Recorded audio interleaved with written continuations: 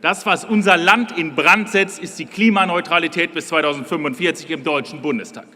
Wir als AfD haben uns vor 12 Jahren gegründet, um die wahnsinnige Verschuldungspolitik der EU zu beenden. Doch die Nepper-Schlepper-Bauernfänger-Koalition des Wahlbetrügers aus der CDU hat alle Schuldenorgien in der EU in den Schatten gestellt. Ich weiß, die Grünen verstehen das nicht, dass man CO2-Moleküle an der Grenze nicht zurückweisen kann. Ich weiß, viele Grüne verstehen das mit der Photosynthese auch noch nicht ganz. Aber es gibt auch gute Nachrichten. Bei der SPD verstehen die das auch nicht.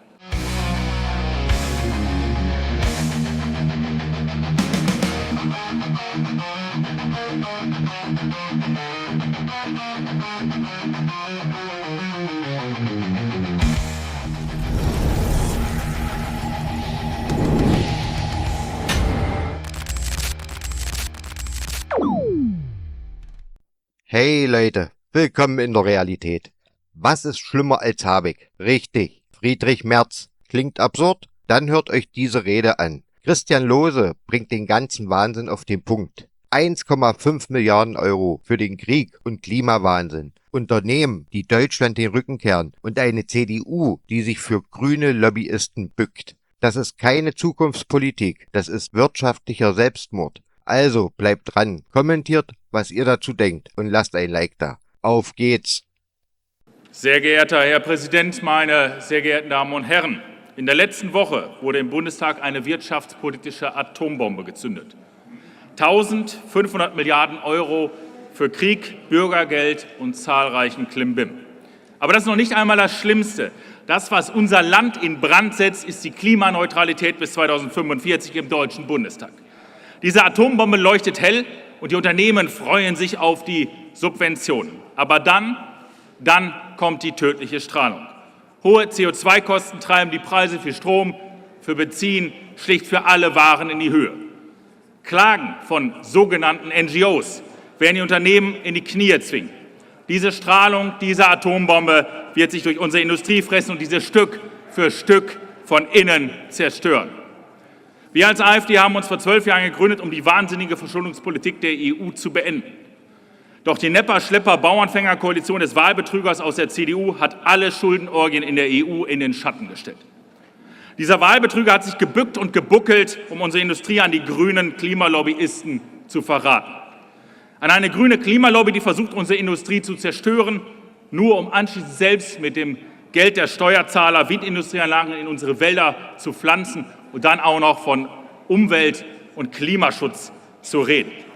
Die NGO Germanwatch ist eine solche Klimalobbyorganisation. Aktuell finanziert Germanwatch einen peruanischen Kleinbauern, der RWE verklagt, weil RWE schuld daran sein soll, dass in Zukunft irgendein Eisgletscher in den Anden in Peru schmelzen könnte. Möglich werden solche Klagen auch durch Gelder aus dem Ausland.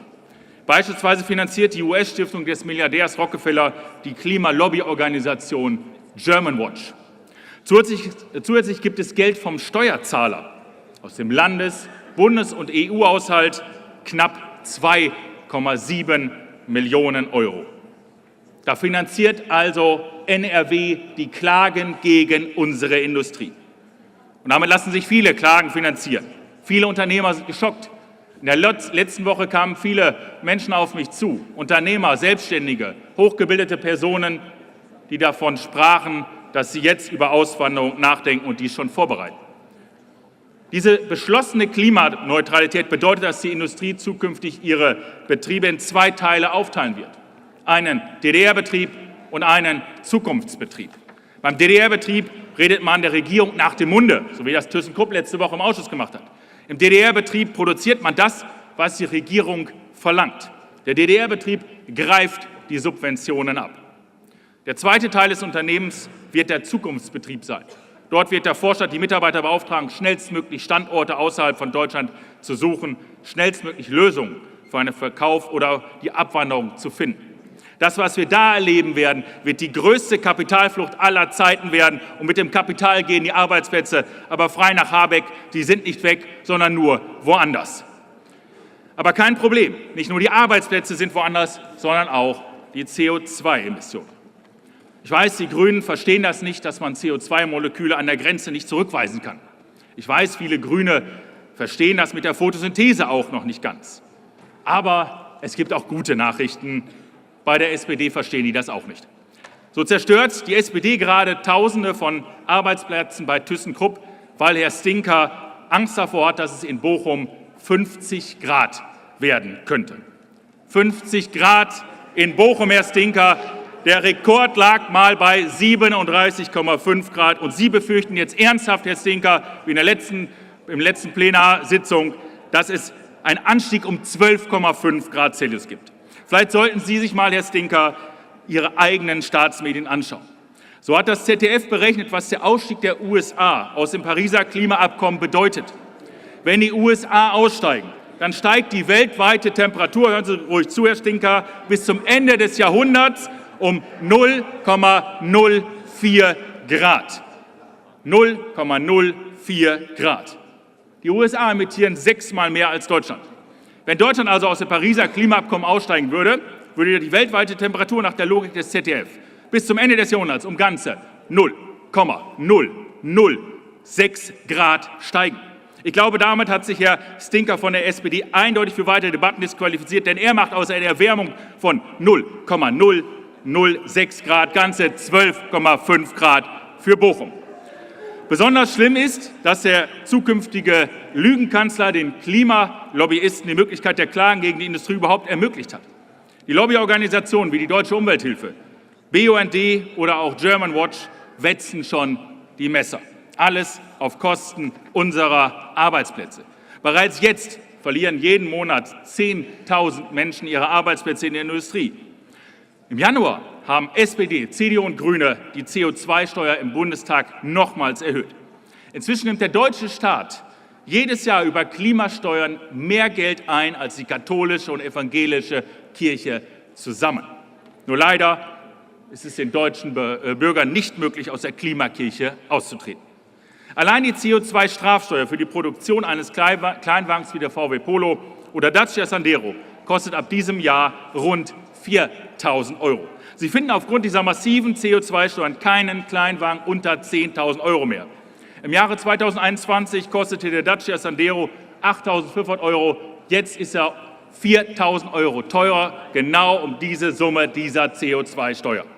Neben den hohen CO2-Strafen gibt es zudem ein faktisches Verbrennerverbot ab dem Jahr 2035, auch von CDU, SPD und Grüne beschlossen. Und seit letzter Woche ist das auch der Autoindustrie klar. Wer so wahnsinnig ist, eine Klimaneutralität ins Grundgesetz zu nehmen, der wird niemals den bekloppten Plan eines Verbrennerverbots kippen. Das heißt, Ford wird gehen, VW wird gehen, Audi werden gehen.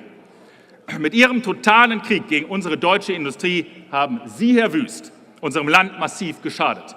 Allein 4 CDU-Mitglieder, Herr Wüst, aus Ihrer NRW-Regierung führen aktuell die Koalitionsverhandlungen in Berlin. Alle 4 kriechen vor der Klimalobby. Sie haben unsere Industrie und damit Zehntausende Arbeitnehmer auf dem Altar der Klimalobby geopfert. Und diese Schande können Sie am Ende nicht auf Friedrich Merz abwälzen. Sie wird auch an Ihnen kleben, Herr Wüst. Jeder konnte in der letzten Woche sehen, dass es nur noch einen Verteidiger von Wohlstand, Freiheit und Vernunft gibt, die AfD. Vielen Dank. Was Herr Lose hier aufzählt, ist einfach nur schockierend. Wir reden nicht von kleinen Pannen oder Missverständnissen. Nein, das sind haarsträubende Zustände, die uns alle betreffen. Wenn Menschen, die unser Land mit aufgebaut haben, im Stich gelassen werden, während Millionen für fragwürdige Projekte und unkontrollierte Migration verpulvert werden, dann läuft hier etwas gewaltig schief. Es ist doch unfassbar, mit welcher Ignoranz und Arroganz die Verantwortlichen diese Probleme herunterspielen. Wir sehen ein Land, das sich selbst aufgibt. Und diejenigen, die darauf hinweisen, werden als populistisch abgestempelt. Aber ist es populistisch, wenn man einfach nur die Realität beschreibt? Wenn man fordert, dass das Geld dorthin fließt, wo es gebraucht wird, für unsere Bürger, für Sicherheit, für eine Zukunftsperspektive? Deutschland kann nicht der Sozialstaat für die ganze Welt sein, während hier Rentner Flaschen sammeln. Dass das überhaupt noch gesagt werden muss, ist ein Skandal für sich. Was sagt ihr dazu? Schreibt es in die Kommentare. Liked das Video, teilt es, wir müssen darüber reden. Ich danke euch fürs Zuschauen, bleibt standhaft und passt auf euch auf. Bis zum nächsten Mal.